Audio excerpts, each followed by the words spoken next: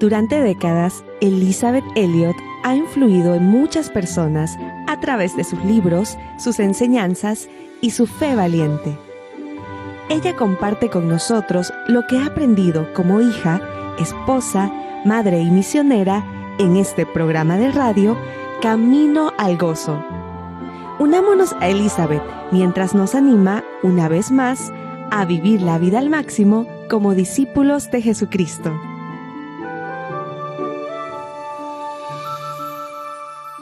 Eres amado con amor eterno, eso es lo que dice la Biblia, y te rodean sus brazos eternos. Te habla tu amiga Elisabeth Elliot, continuando mis charlas de hoy con las reflexiones de una misionera. Cuando mi marido Jim fue asesinado, oré lo que parecía una oración bastante absurda. Simplemente le dije al Señor: si hay algo que tú quieras que haga para ir a ver a estas personas que mataron a Jim, tendrás que mostrármelo, Señor. Mientras tanto, voy a quedarme aquí en la estación donde Jim y yo estábamos trabajando. Por cierto, nosotros estábamos trabajando con los indios Quichua, una tribu diferente. Le dije al Señor: tú me mostrarás si es tu tiempo u oportunidad para ir a los Aucas. ¿Supones por un momento que pensé que realmente eso iba a suceder? No, por supuesto que no.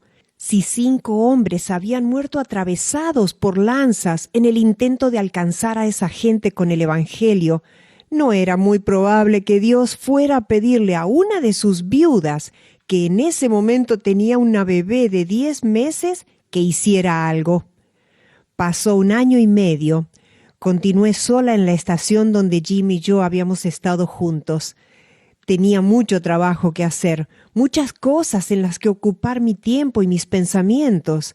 Tenía una clase de alfabetización para chicas. Ayudaba a los jóvenes que tenían que asumir la responsabilidad de la iglesia. No tenían muchas escrituras traducidas a su idioma, así que también trabajaba en la traducción. Otras de mis tareas habituales eran administrar antiparasitarios e inyecciones de penicilina.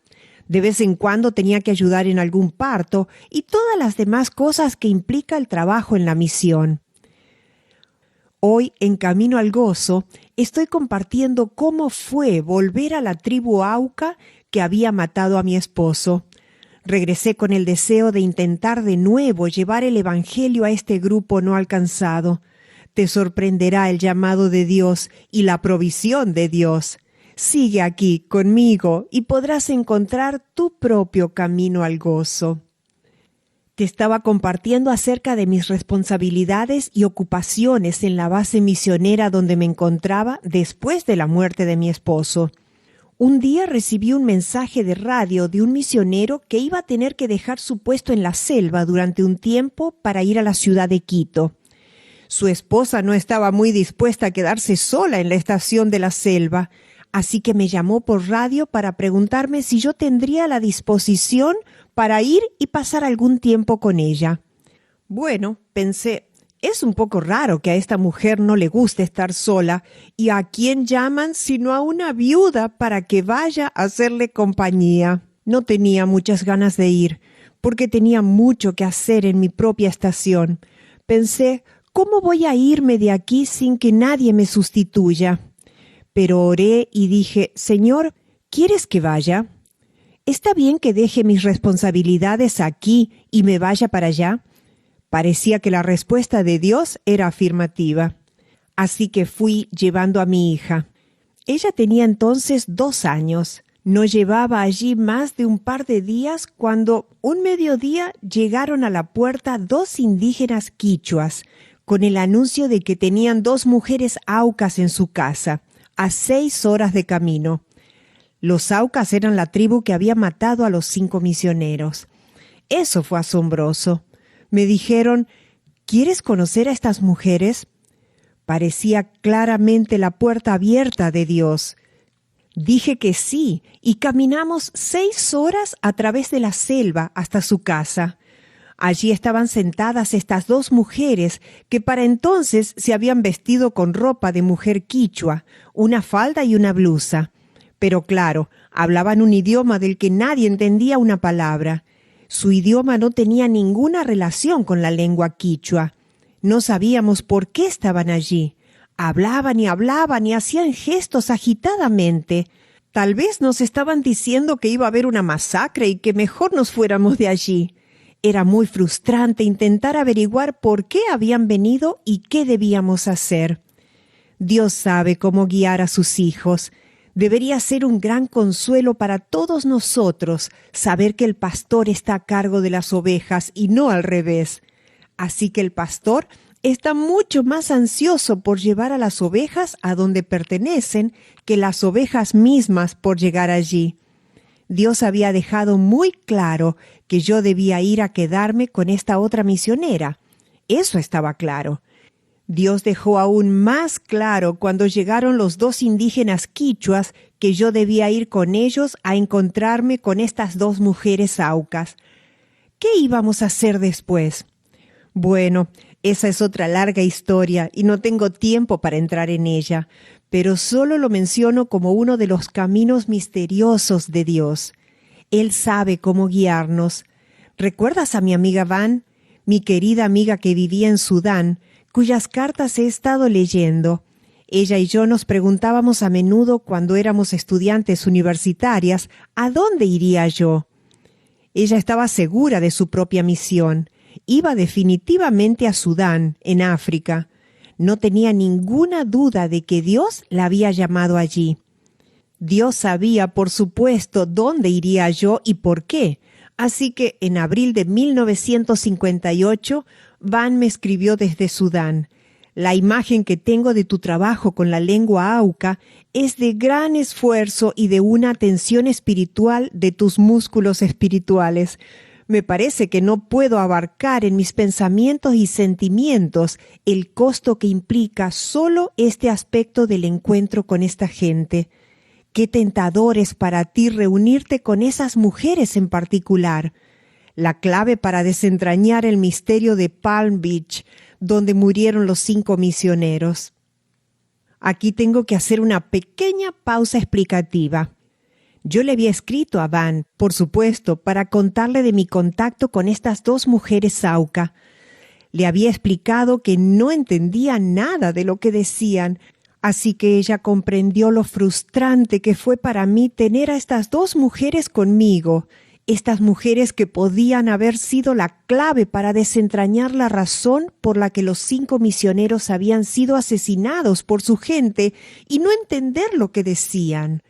Fueron asesinados en una pequeña franja de arena en el río Curaray, que los misioneros habían apodado Palm Beach. Así que estas dos mujeres, cuyos nombres eran Mancamo y Mintaka, eran la clave para revelar este misterio. Sin embargo, seguía existiendo esa enorme barrera del lenguaje.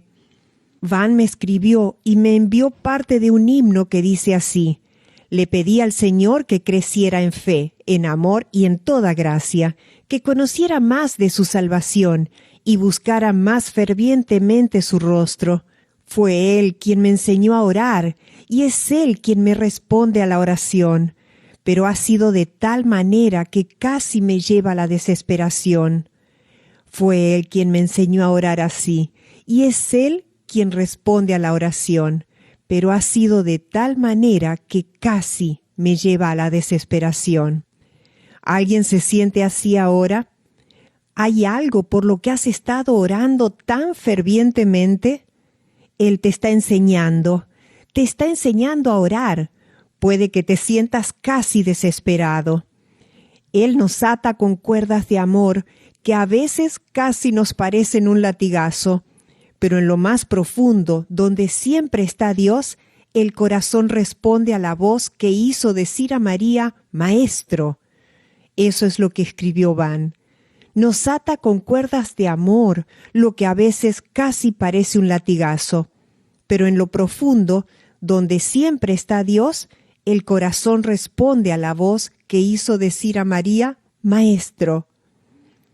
Lilia Strotter misionera en Argelia hace muchos años, escribió: «Se puede medir a través de la intercesión el objetivo de nuestro ministerio a la gente, tomando el patrón dado en la epístola de Pablo a los Efesios». Te comparto ese pasaje al que ella hace referencia. Dice así: «Por eso, desde que supe de vuestra fe en el Señor Jesús y de vuestro amor a todos los santos, no he dejado de dar gracias por vosotros, recordándoos en mis oraciones.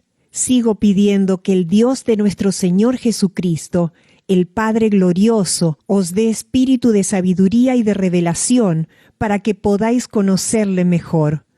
Oro también para que sean iluminados los ojos de vuestro corazón, a fin de que conozcáis la esperanza a la que Él os ha llamado, las riquezas de su gloriosa herencia en los santos y su incomparablemente grande poder para con nosotros, los que creemos. Ese poder es como la obra de su fuerza poderosa que ejerció en Cristo cuando lo resucitó de entre los muertos y lo sentó a su diestra en los reinos celestiales, muy por encima de todo gobierno y autoridad, poder y dominio, y todo título que pueda darse, no solo en la era presente, sino también en la venidera. Dios puso todas las cosas bajo sus pies, y lo nombró cabeza de todo en favor de la Iglesia, que es su cuerpo, la plenitud de aquel que lo llena todo en todo».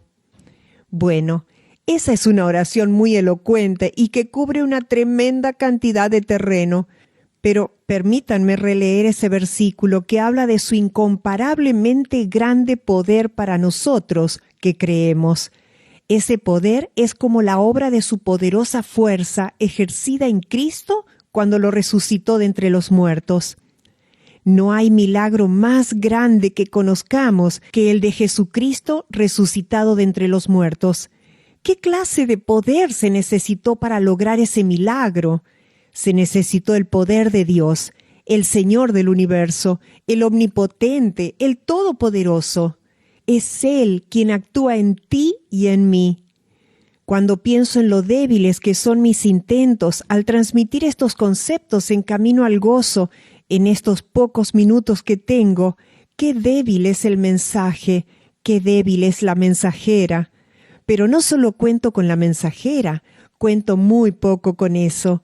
Cada día ofrezco estos programas a Dios y le digo: Señor, tú sabes quién va a escuchar, tú sabes lo que necesitan oír. Habla, Señor, háblales para que puedan entender. Entonces te pregunto, ¿te habló Dios acerca de algo para cambiar o alguna decisión para tomar? Que el Señor nos guíe en cada paso.